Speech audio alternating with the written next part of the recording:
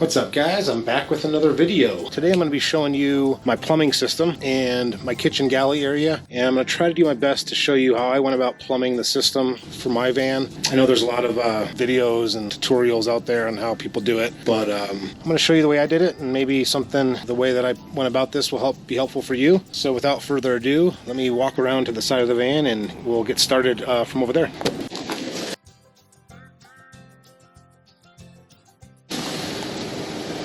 Alright guys, here we are on the side of the van. So what we have here is basically the kitchen, is this whole area. Right here we have a range and oven with a box here for the propane. This way any propane leaks will vent and exit outside the van through a hole here that goes from the box out the floor. Coming inside, I'll have the seat here on the passenger seat, give you a shot of the galley area. And first I'll go about explaining to you the kitchen countertops. So I picked up these Butcherblocks from Home Depot. I believe the first one I bought was $200, and then the second one I had to buy to complete this area was on sale for $169, and I believe they were 6 feet by 3.5 feet wide, something like that. So they were quite a bit darker when I bought them, and I ended up whitewashing them out with white stain. I think they turned out really, really good, and I polyed them. I used all water-based poly and stain for these, food grade safe, and I had to cut this hole for the sink, of course, and I had to cut that hole for this hidden power supply. This has 3 regular sockets and 2 USB ports here, and then you just push it back in. So let's talk about the kitchen setup. What I have here is a Kohler industrial / commercial style faucet, which came with a soap dispenser. And then over here I have a Acuva faucet for drinking water, which is a filter system, and we'll go over that in a little while. For the sink, I went with a Ruvati, I believe it's a 15-inch by 13-inch, 12-inch, something like that, rectangular shaped sink, and I believe it's about 10 inches deep. This is a really big sink to do a lot of washing in. It comes with this grate on the bottom, which sits off of the bottom of the sink about 1 inch or so, and then a water plug. This is a just an aesthetic looking thing that lets water flow underneath it when that's in there. It also comes with a catch drain to catch garbage and food debris, so that's pretty cool. And it also comes with this Butcherblock, which I'm not too fond of, so I'm going to be creating my own insert out of extra Butcherblock material I have to fit in here at some point. While we're at it, let me show you the system. So we have water. This is hot water. It's quite hot. And down for some cold water here. And it's pretty cold. And then we also have the drinking water, which illuminates this blue ring light when you know that the Acuva UV system is turned on. Fresh drinking water. And let me talk about the framing of my window. This was probably the most difficult part of the build so far, in my opinion. Getting this window framed out was not fun at all. After lots of swear words and redoing things over and over, I managed to get it set up quite nicely. What I did was framed it with 1/2-inch plywood, and then I ended up gluing on this fabric to the plywood. So this is glued on here, underneath up there, and all the way around to that side. And then I purchased this blind from Lowe's and had it cut to size and close that up, just to give you an idea. It's a normal house blind, blackout blind. And then I went ahead and picked up this peel and stick backsplash on Amazon, and I put that on there. I think that turned out really nice. So I don't know, that's what that is. That's that area. Let's talk about the range. So over here, same with this side. For the kitchen, I use the same Butcherblock and whitewash this as well. This is my 22-inch Furrion range and oven. It comes with 3 burners. This up and access your burners. And it has a pretty large oven in there. With the pizza stone I bought, they say that using a pizza stone helps distribute the heat in these ovens because these propane ovens aren't very efficient cooking, I suppose. I haven't used it yet. So they recommend a pizza stone, so I bought one, and eventually I'll try this out. So that's basically it. That's what the galley area looks like right now.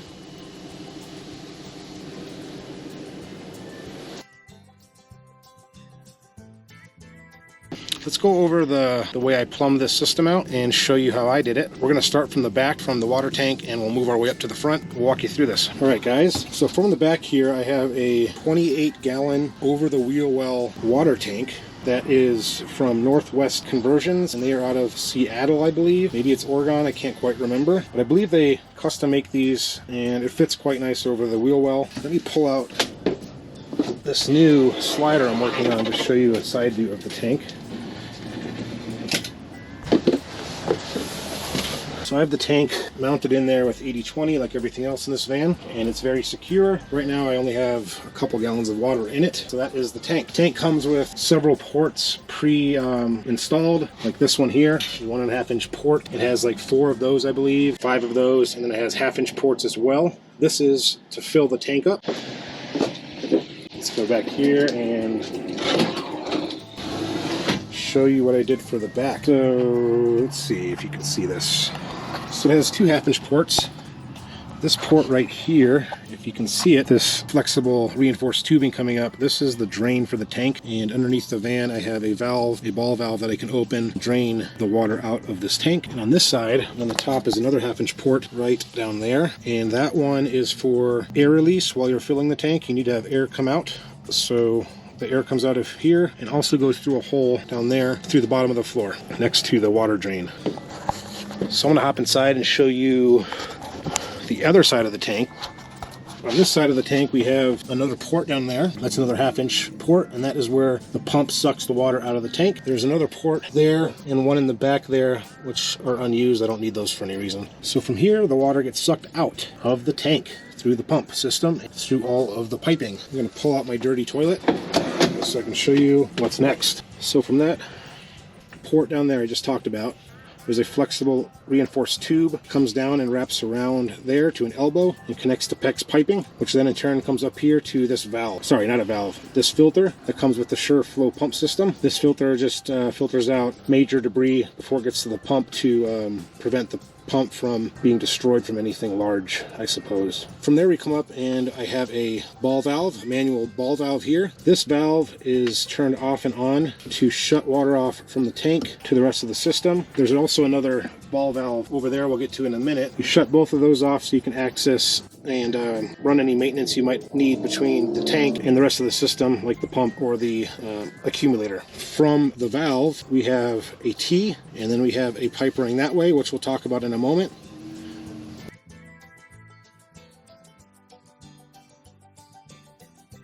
Additionally, I added a T here with this second white piece of hose that comes down and comes to this valve, which is currently off. And then it comes a little bit further and ends right here on this check valve. The reason I did this is so that I can bleed the system.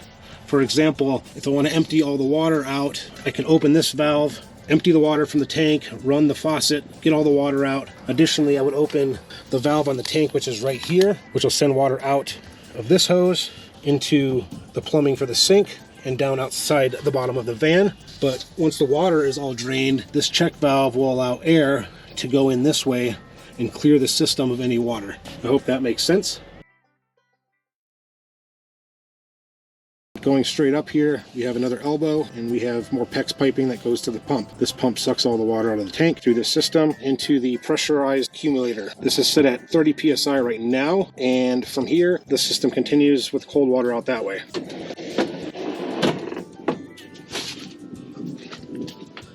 All right, let me have a seat here, and I will walk you through the rest of this system. So the cold water from the tank continues on this top PEX piping here, and it comes out, and there'll be a T here. This T feeds up to the filtration system for the drinking water. We'll get back to that in a minute. And then this PEX pipe continues on to another valve. This is the valve I was just talking about. This valve can get shut off along with the one back there, so you can service the pump or the accumulator if needed with a minimal amount of water loss. From here, the tube comes down to another T. From the first T, we have PEX that comes down to this elbow, which sends it towards the back to this valve. And from this valve, this PEX goes all the way to the back, which is the cold water for a future outdoor shower setup. If we come back to this T and move forward, we have another T, and then we have the tube running down there to right there, which is the cold water tap for the sink. Going back to this T, we have a tube going down to a check valve, which prevents backflow water coming up this way. And then we have another valve to shut off water to the hot water system. So the water continues through the valve, through all of this, and into the hot water tank. The cold water heads into the tank, and then it is heated in the hot water tank. From there, it exits out here to this elbow, and this elbow sends the hot water to this T. This T sends water that direction over there to the hot water on the sink. From the T, we have hot water going back to another valve, and then from this valve, this PEX line runs all the way to the back for the hot water in the outdoor shower system coming in the future. So that's basically the system from the tank to the sink and how that works. Let me go ahead and talk about the water filtration system, the Acuva water filtration system. So as I mentioned earlier, from the cold water from the tank comes to this valve here, which came in the kit for the Acuva system. And then we have a small line that runs up and first goes to this water filtration cylinder, which I believe takes out most of the big particles in the water. And then it comes out this way and heads inside to the Acuva UV filter, which makes the water taste really good. That line comes out and sends water through a check valve that came with the system there, and then up this white line here to the tap for the drinking water. So now that I have the water filtration system covered here, let me talk about how the hot water system, the hot water tank and hot water heater works. And I'll show you how I plumbed that to the engine bay. So as I just mentioned, the cold water comes in here into the tank, and the engine coolant from the van heats this water, and then it sends it out of here. Here we have a valve to control how much hot water is being mixed with the cold water in the system. Right now I have it set to hot, all the way hot. Okay, this is a 6.5 gallon Isotemp marine water heater. It is the largest one they sell, I believe, and I just have that mounted here, as you see. Excuse me. All right, so how this works is you have these two heater hose lines here that send coolant into the system from the engine and then recirculates the coolant back to the engine. Those two lines run through the floor down here through these two holes, and then those hoses get routed to the engine compartment. Additionally, it's going to be hard to see, but I'll try to show you. This system comes with its own safety valve. So if the pressure gets too high in the tank, this will open up automatically and send water through this this reinforced tubing. And then I have this routed into the plumbing for the sink so that it'll exit out the bottom of the van. So if I want to release water manually, you can just turn it and it will drain hot water out. Alright, what else can I tell you? Well, this is the drain for the sink, plumbing, through some traps. And I had to extend it all the way over here, out the floor here, because I couldn't go straight down due to there being too much engine components underneath the van here. So I just routed it down this way to a safer spot, away from any heat sources and away from anything under the van. That is basically the system, guys. As I showed you from before, this is the power outlet that can pushed up or pulled up from the top to access those power components. And then right here I have a switch temporarily set here to turn on the water pump. Alright, so let me go out back and show you a couple things underneath the van and how I routed the lines from the hot water heater up to the front. So in the first part of this walkthrough of the water system, I showed you two lines coming out of the back of the tank, one for draining the tank and one for allowing air out of the tank when you are filling the tank. It's a little dark, but let's see. So what we have here is we have one of the reinforced lines coming out the bottom of the back of the van and to this valve, which you can open to drain the tank. Nothing's in the tank right now, so nothing's going to drain. But that's how I can drain the tank to winterize it or to empty the tank and clean it. This line here is for to let the air out of the tank when you're filling. And yeah, I need to modify this and figure out how I want this to end up, but that's that. All right. Let's see here. So now we're up towards the middle of the van, and this is the drain for the sink, which currently just pours right onto the floor, but eventually I will have a gray water tank for the sink to catch all the water underneath the van, and then a valve to empty that tank. Here you'll see the two heater hose lines coming out of the bottom of the van from the hot water heater. And as you can see, those run all the way down, and then they wrap up and around by the gas tank and up through the front of the engine. Let's go up front and I'll show you how I routed those up front. Okay. Hard to see. It's really dark. So those two lines I just showed you come out right here. These are the two heater hose lines coming out from the bottom of the van, and then I have them wrapped up here, and they come through right over here and connect to these two valves. From these two valves, there's another piece of hose here and here, which are spliced into the heater core hoses on the van with a T. And these valves are here so you can shut off coolant to the hot water heater if you desire to do so. Here is a bleeder valve that comes stock on this van, so you can bleed the air out of the system after you add coolant to the system for your hot water system. That's basically it, guys. That's how it works. That's how I set it up. So let me hop inside here and show you just how hot this water is. I think I have water in the tank still. Let's move this lid, turn the pump on, and let's show you. It's not very good. So I'm going to fill up the hot water tank. Sorry, I'm going to fill up the water tank, and I'm going to run the engine for a little while and get the hot water heated up, and then I will do a temperature check for you. All right, so I have the water tank filled about a third of the way. I've had the van running for about 10 minutes or so to heat up the hot water tank, and I have a infrared thermometer here. I don't know why it says 80 degrees in here. It certainly isn't 80 degrees in here. That's more like it. The air is about 61. That's about the temperature outside. And that is 80 for some reason. Let's see how hot the water is.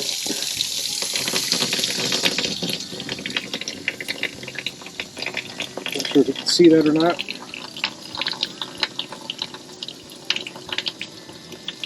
We're looking at about 104, 107, 110, 109 degrees. Not too shabby. Not too shabby at all. This also has a nice spray nozzle.